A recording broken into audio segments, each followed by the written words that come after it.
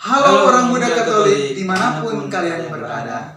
Jumpa lagi bersama kami di Kasir KTKC singkat Redemptoris. Saatnya Redemptoris ber-KTKC. Baik teman-teman orang muda Katolik dimanapun kalian berada, harapan kami sehat-sehat selalu ya di tengah pandemi COVID-19.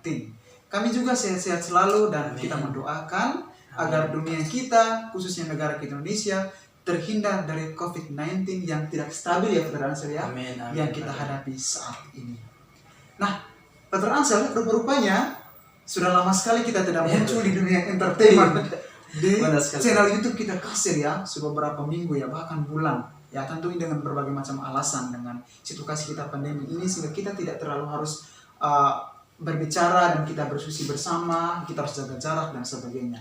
Nah, pada kesempatan ini kita kembali lagi dengan tema yang sangat menarik, yaitu menjadi orang muda Katolik yang semangat mengampuni tanpa batas. Luar biasa sekali. Iya, ini tema yang sangat menarik, Sangat, Frater iya. Ansel ya. Ini tema yang apa namanya? Bersentuhan langsung dengan kehidupan kita setiap hari. Baik itu sebagai seorang biarawan, seorang biarawati, maupun seorang awam. Bahkan orang muda Katolik sekalipun ya, itu pun pasti menghadapi persoalan-persoalan seperti ini, soal mengampuni. Teman-teman sekalian, kita akan memulai refleksi kita atau memulai acara kita pada hari ini dengan doa pembuka. Nah, kita akan mempersiapkan diri, kita mengawali seluruh rangkaian dan dinamika refleksi kita pada hari ini dengan doa pembuka. Marilah kita menyiapkan hati dan batin kita untuk berdoa. Dalam nama Bapa, dan Putra dan Roh Kudus. Amin. Allah Bapa dalam surga, puji dan syukur kami panjatkan kehadirat-Mu atas segala anugerah berkat yang Engkau berikan kepada kami. Ya Bapa, pada kesempatan ini kami mau melakukan katekese bersama. Sudilah Engkau memberkati kami, sehingga apa yang kami lakukan, apa yang kami seringkan bersama pada hari ini dapat membawa kami pada kehidupan yang baru, dapat membawa kami kepada kehidupan yang kekal, dan kami juga dapat menerapkannya dalam kehidupan kami sehari-hari. Ya Tuhan, inilah doa-doa permohonan kami demi Kristus Tuhan dan pengantara kami. Amin. Dalam Dalam nama Bapa Bapa dan Putra dan Roh Kudus. Amin. Semoga Tuhan beserta kita. Sekarang dan selama-lamanya. Inilah Injil Yesus Kristus menurut Matius. Dimuliakanlah Tuhan. Kemudian datanglah Petrus dan berkata kepada Yesus, "Tuhan, sampai berapa kali aku harus mengampuni saudaraku jika ia berbuat dosa terhadap aku? Sampai 7 kali?" Yesus berkata kepadanya, "Bukan, aku berkata kepadamu, bukan sampai 7 kali, melainkan sampai 70 kali 7 kali." Demikianlah Injil Tuhan. Terpujilah Kristus. Oke teman-teman orang muda Katolik dimanapun kalian berada, kita sudah mendengarkan teks kitab suci yang sangat menarik yang berbicara langsung tentang tema kita pada hari ini, yaitu menjadi orang muda Katolik yang semangat mengampuni tanpa batas. Nah teman-teman sekalian, berbicara soal pengampunan itu berkaitan dengan realitas hidup kita ya teman-teman ya. Saya ingin sekali untuk Frater Ansel paling tidak memberikan satu gambaran umum tentang pengampunan itu seperti apa sih? Ya Frater Ansel, coba Frater Ansel memberikan gambaran umum tentang pengampunan. Baik, Frater Yunus, kita berbicara tentang pengampunan. Tentu kita melihat realitas hidup kita. Tentu dalam kehidupan kita mengalami banyak kesalahan, banyak permusuhan di dalam hidup kita. Nah, di sini tugas kita yaitu kita saling mengampuni. Nah, yang terpenting adalah kita jangan saling mendendam di antara kita ya, Frater Yunus. Nah, jadi yang terpenting di sini adalah bahwa pengampunan itu benar-benar keluar dalam hati kita, benar-benar tulus kita mengampuni. Itu adalah pengampunan yang sangat baik bagi kita, sehingga kita bisa hidup dengan aman dan damai. Begitu, Frater. Ini gambaran-gambaran umum tentang bagaimana kita mengampuni. Nah, saya pikir apa yang dikatakan oleh Frater Ansel tadi sudah memberikan sedikit insight untuk kita semua, ya teman-teman orang muda Katolik dimanapun kalian berada. Jadi soal mengampuni itu soal bersentuhan langsung atau berhubungan langsung dengan realitas kehidupan kita sebagai seorang beriman, ya. Nah, tentu pengampunan itu sesuatu yang tidak mudah. Zaman sekarang loh, itu pengampunan tidak mudah sekali, ya. Terutama orang muda Katolik kalau menghadapi persoalan-persoalan ini banyak sekali yang cepat putus asa dan sebagainya, ya Frater Ansel, ya. Tapi bahwa pengampunan itu bagian sesuatu yang sangat penting dalam kehidupan kita, dalam kehidupan keseharian kita. Jadi mengampuni itu bukan sekedar bahwa ketika orang berbuat salah kepada kita, ya sudahlah, saya menegur dia, saya menyapa dia, artinya bahwa dengan demikian saya sudah mengampuni dia. Tidak. Tetapi pengampunan itu bagaimana dikatakan Frater Ansel bahwa lahir dari dalam diri, lahir dalam hati untuk mengampuni.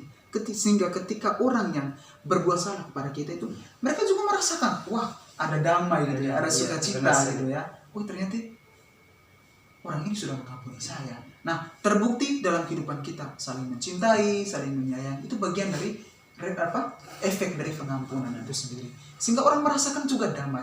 Nah, bukan hanya orang yang berbuat salah itu, tetapi juga kita yang mengampuni orang ini, itu kita juga merasa damai, ya.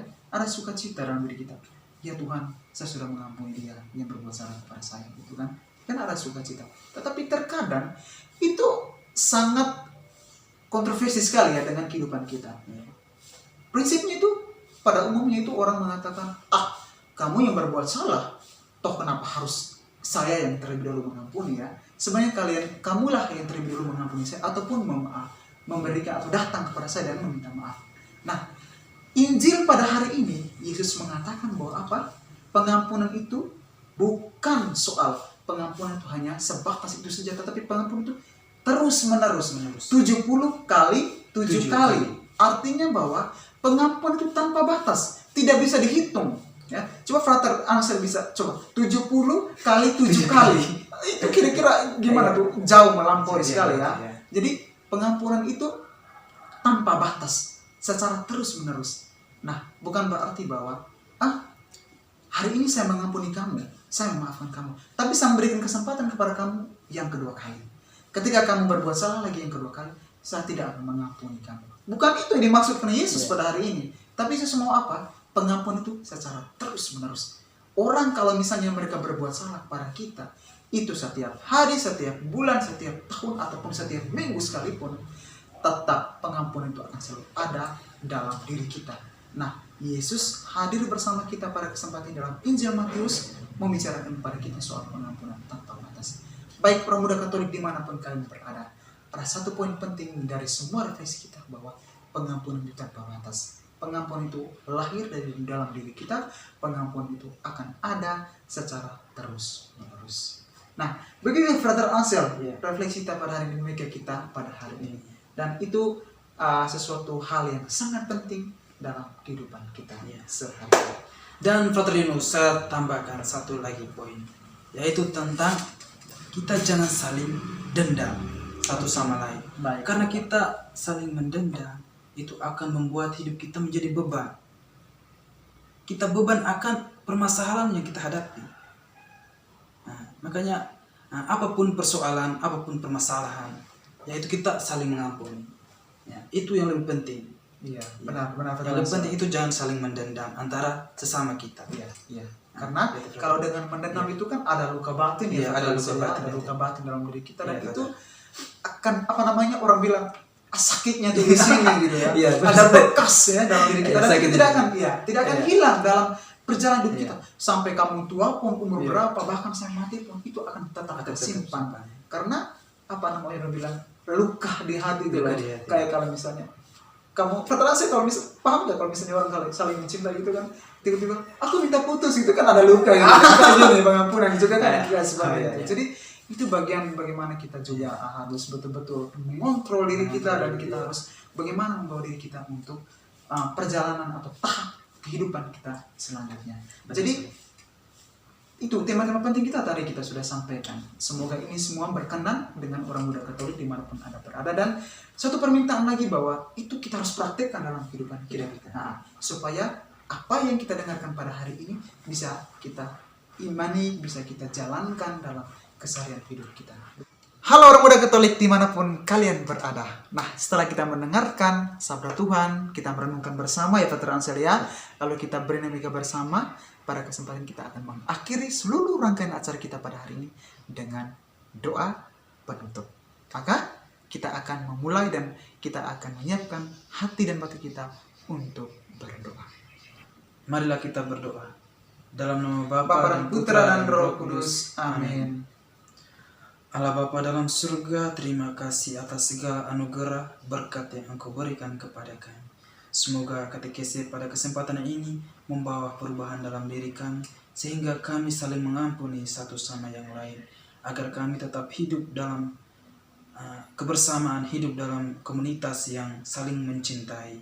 Demikianlah doa-doa permohonan kami demi Kristus Tuhan dan pengantara kami. Amin. Dalam nama Bapa dan Putra dan Roh Kudus. Amin.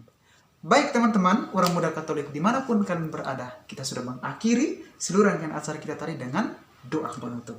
Maka kami akan memulai katekesi kita lagi di lain kesempatan. Oleh karena itu, kami mohon pamit. Saya dan Pater Ansel. Sampai jumpa.